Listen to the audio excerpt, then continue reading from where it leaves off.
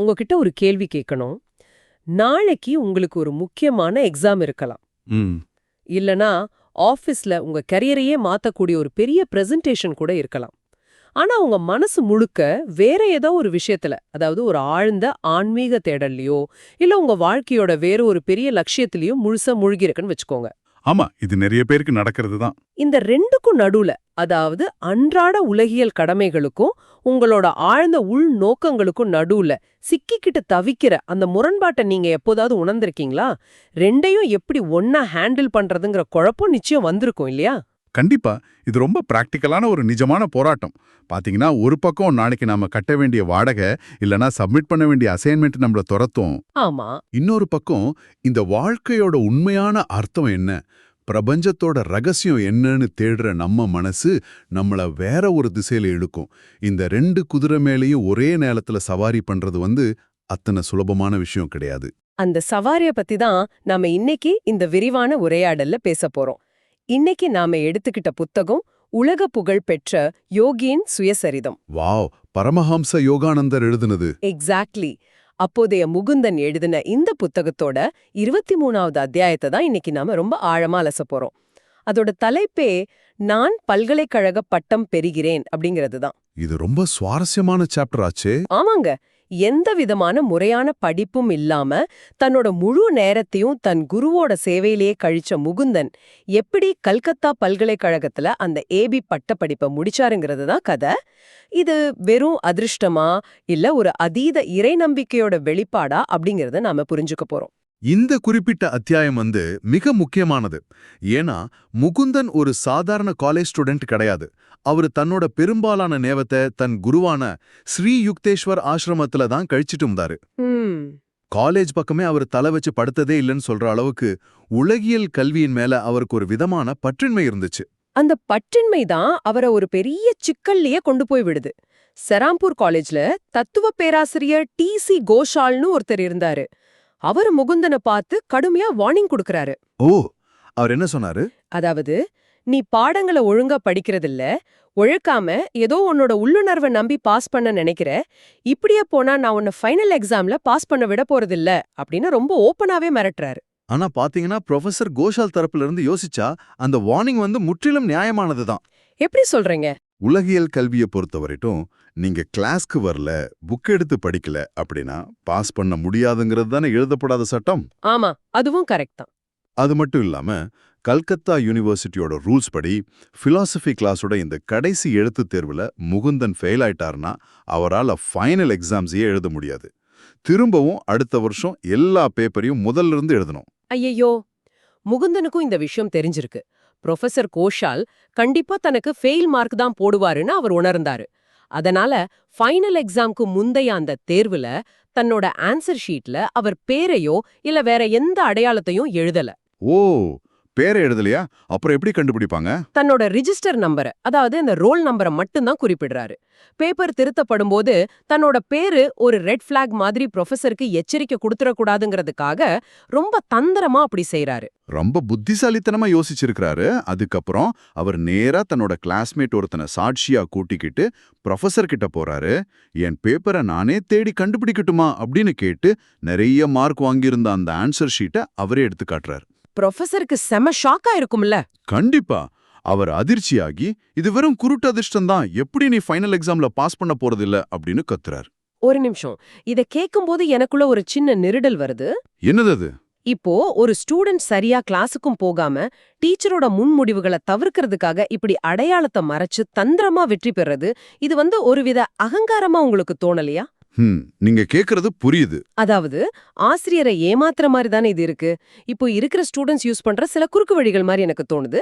இதை எப்படி நாம ஏத்துக்கிறது? மேலோட்டமா பார்த்தா இது அகங்காரம் மாதிரியோ இல்ல ஒரு சிஸ்டமை ஏமாத்துற தந்திரம் மாதிரியோ நிச்சயமா தோணும்.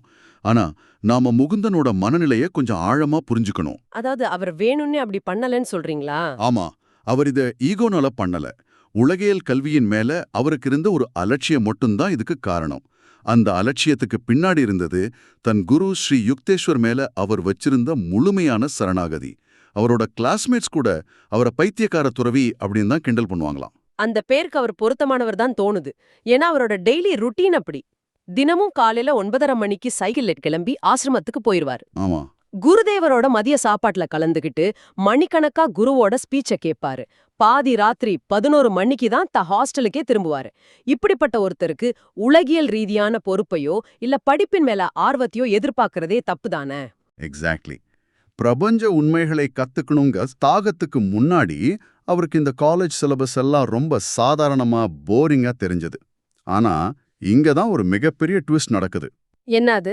எக்ஸாம்ஸ் ஆரம்பிக்கிறதுக்கு வெறும் 5 நாள் தான் இருக்கு. அப்போ குருதேவர் முகுந்தனை கூப்பிட்டு நீ கட்டாயம் யுனிவர்சிட்டி எக்ஸாம் எழுதியே தீரணும் அப்படின்னு கட்டளையிடுறாரு. வாட்? இது எனக்கு மிகப்பெரிய முரண்பாடா தெரியுதே. ஆன்மீகத்துல அத்தனை பெரிய ஞானியான குருதேவர் ஏன் ஒரு சாதாரண யுனிவர்சிட்டி டிகிரிக்காக தன் சீடனை இப்படி வற்புறுத்தணும்? ஒரு ஞானிக்கு உலகியல் பட்டங்கள் எல்லாம் எந்த வகையிலயும் முக்கியம் இல்லையே. முகுந்தனும் அதே தான் கேட்டாரு. ஐயா, நான் உங்களோட தான் என் நேரத்தை முழுக்க கழிச்சேன். புக் எடுத்து கூட பார்க்கல. நான் எப்படி பரீட்சை எழுத முடியும் அப்படின்னு கதறாரு. ஆனா குருதேவர் அப்படி சொன்னதுக்கு மிகப்பெரிய ரொம்ப பிராக்டிக்கலான ஒரு காரணம் இருந்துச்சு. பிராக்டிக்கலான காரணமா? ஆமா. உன் அப்பாவும் மத்த சொந்தக்காரங்களும் நீ ஆசிரமத்திலேயே இருந்ததுனால தான் ஃபெயில் ஆயிட்டேன்னு குறை சொல்றதுக்கு நாம இடம் கொடுக்க கூடாது அப்படின்னு குருதேவர் சொல்றாரு. ஓ.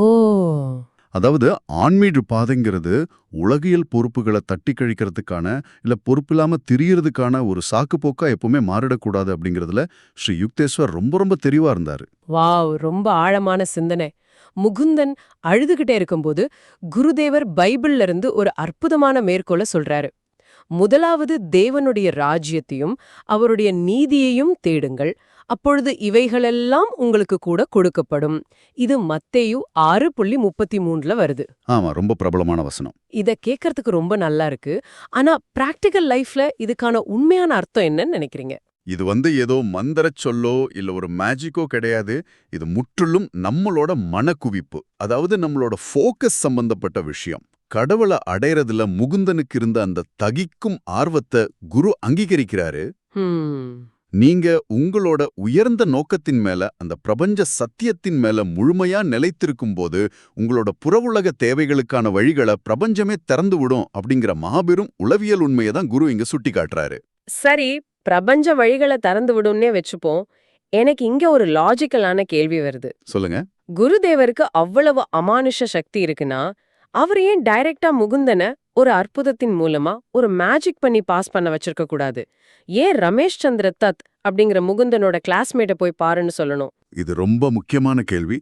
இந்த இடத்துல தான் நாம பிரபஞ்சத்தோட மெக்கானிசம் எப்படி செயல்படுதுன்னு ஆழமா புரிஞ்சுக்கணும். பிரபஞ்சம் எப்பவுமே வெறுமையிலிருந்து மேஜிக் பண்றது கிடையாது. அது நடைமுறை சாத்தியங்கள் வழியாவே, தனக்கு கிடைக்கிற டூல்ஸ் வழியாவே தான் இயங்குது. அதாவது மனிதர்கள் மூலமா. ஆமா. ரமேஷ் அந்த கிளாஸோட ஆனர் ஸ்டூடெண்ட். எக்ஸாம்க்கு ரொம்ப தீவிரமா படிச்சுட்டு இருக்க வேண்டியவன். ஆனா முகுந்தன் அவனை சந்திச்சப்போ அவனுக்கு எந்த வேலையும் இல்லாதது போல ரொம்ப ஃப்ரீயா இருந்தான். ஓ, அது தற்செயல் இல்லையா? கண்டிப்பா தற்செயல் கிடையாது. பிரபஞ்சம் தனக்கு தேவையான கருவிகளை சரியான நேரத்துல மிகச்சரியான இடத்துல எப்படி பயன்படுத்துது அப்படிங்கிறதுக்கு இது ஒரு கிளாசிக் எக்ஸாம்பிள். அப்படிதான் ரமேஷ் அடுத்த சில நாட்களுக்கு தன்னோட நேரத்தை முகுந்தனுக்காக செலவு பண்றான். அதுவும் குறிப்பா அந்த இங்கிலீஷ் லிட்ரேச்சர் எக்ஸாமுக்கு முந்தின நாள் நடக்கிற சம்பவம் நிஜமாவே கொஞ்சம் நம்ப முடியாததுதான். ஆமா, அந்த சைல்டு ஹெரால்ட் சம்பவம். உள்ளுணர்வு தோணுது.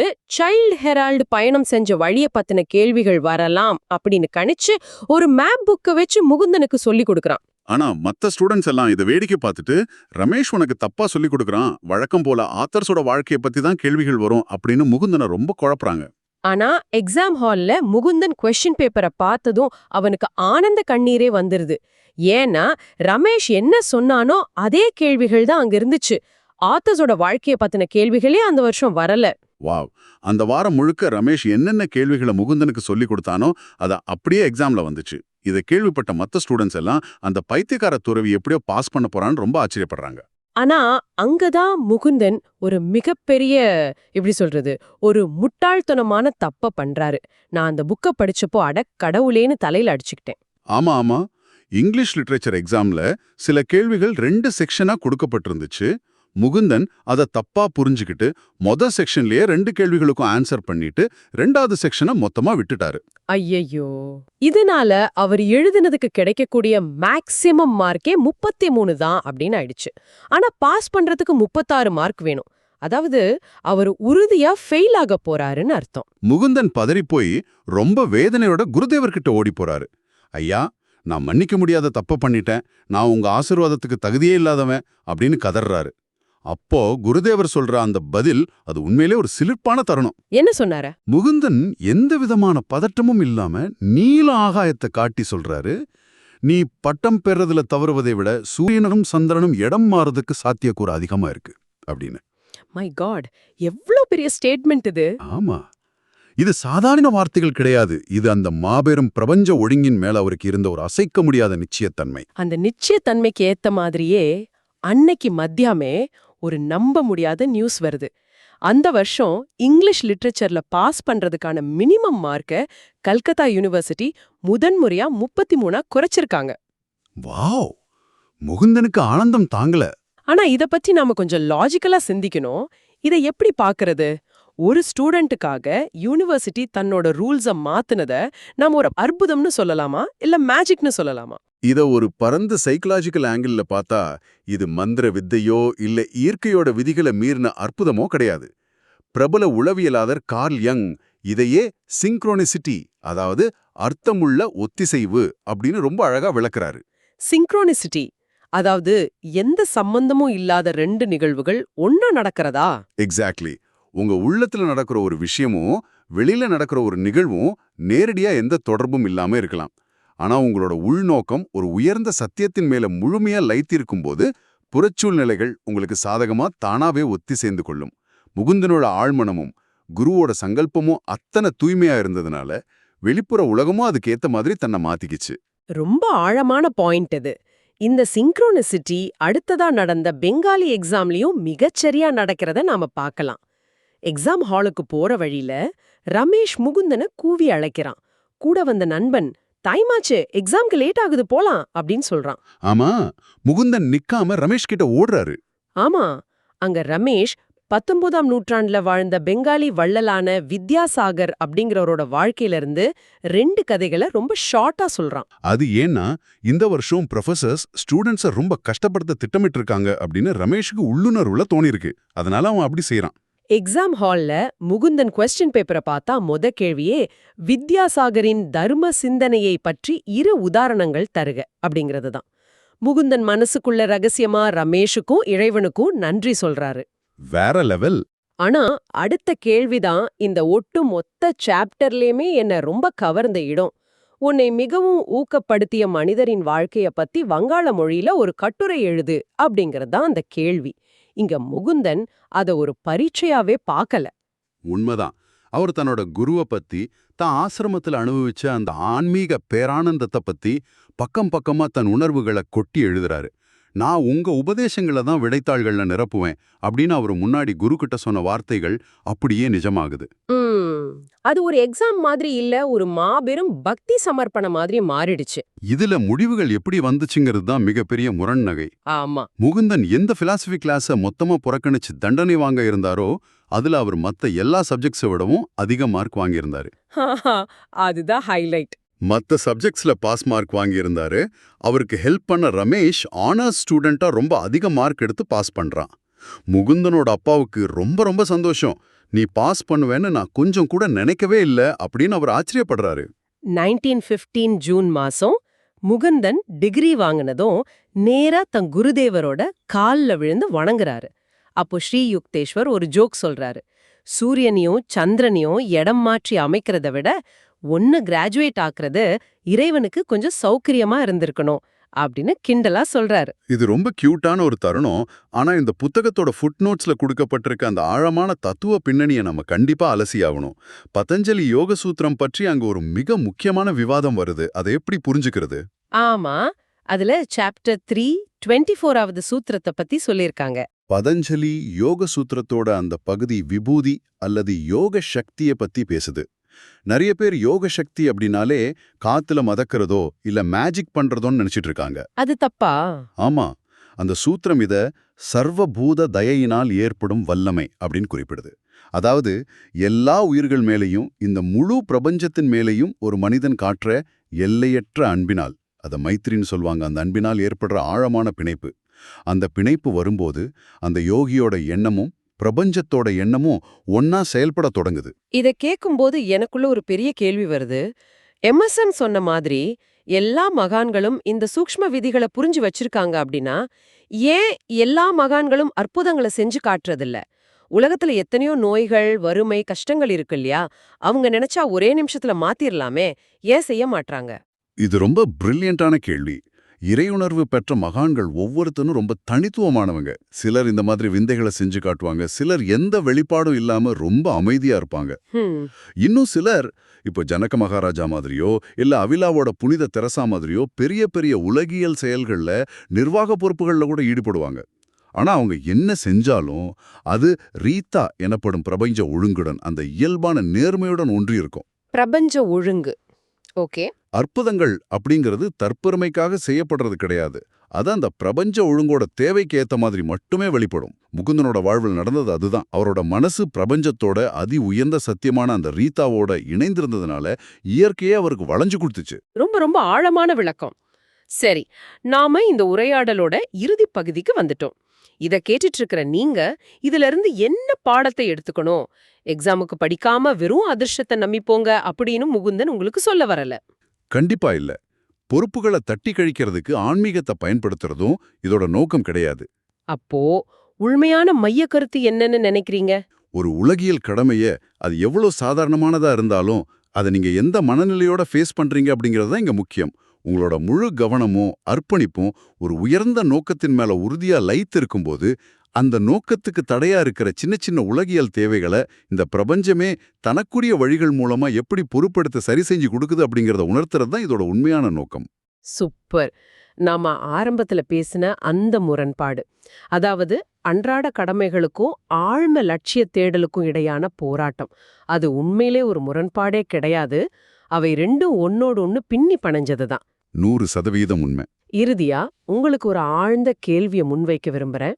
இத பத்தி நீங்க இன்னைக்கு கொஞ்சம் சிந்திச்சு பாருங்க. உங்க அன்றாட வேலைகளை, அது எவ்வளவு சலிப்பூட்டுற கடமையா இருந்தாலும் சரி, அத உங்களோட உயர்ந்த லட்சியங்களுக்கு ஒரு தடையா மட்டுமே பார்த்துட்டு இருக்கீங்களா? அல்லது முகுந்தம் மாதிரி அந்த சாதாரண கடமைகளையே உங்க உயர்ந்த நோக்கத்துக்கான, உங்க அர்ப்பணிப்புக்கான ஒரு பரிசோதனை களமா உங்களால மாத்த முடியுமா? அவர் தன் ஆன்சர் ஷீட்டையே தன் குருவுக்கான பக்தி சமர்ப்பணமா மாத்துன மாதிரி, உங்க அன்றாட வாழ்வோட சாதாரண கணங்களை ஒரு அசாதாரண அர்ப்பணிப்பா உங்களால மாத்த முடியுமா? சிந்திச்சு பாருங்க. மீண்டும் அடுத்த விரிவான உரையாடல்ல சந்திப்போம்.